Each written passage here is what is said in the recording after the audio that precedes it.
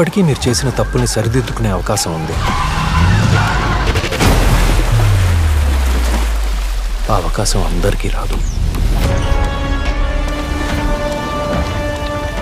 Accident కేసే sir, కానీ జరిగింది నిజంగా యాక్సిడెంటా లేక మర్డర్ అనేది తెలియట్లేదు. నేను రాత్రి అసలు ఏం జరిగింది? మనం అనుకున్నట్టు పెద్ద ఆఫర్ ఏం రాలేదు, కానీ చిన్న పనే చేస్తే 20,000 వస్తాయి.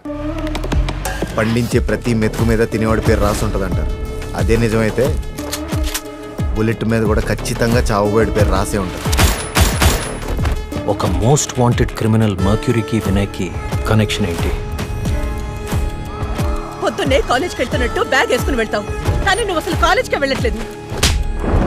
మరి ఏం చేస్తున్నావు రోజు?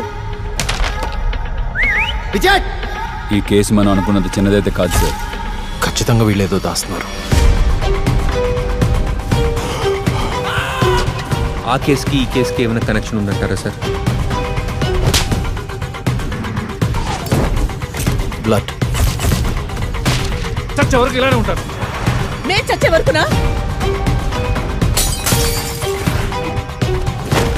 రే ఇందులోనే ఒకసారి దిక్కకూడదు, దిక్కితే వెనక్కి తిరిగి చూడకూడదు. అర్హతకు మించి ఎక్స్పెక్ట్ చేయకూడదు జార్జ్. అసలు ప్రాబ్లం అక్కడే స్టార్ట్ అవుతుంది.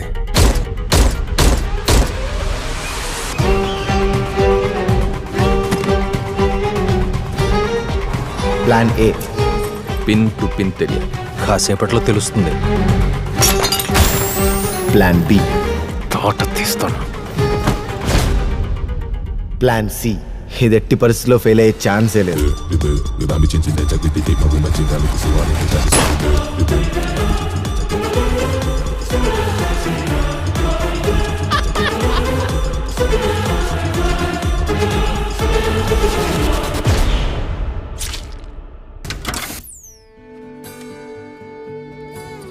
అమ్మాయి చేపేంటి కదలట్లేదు? ఏ చేప, నిద్రపోతున్నావా? Action reaction, action reaction.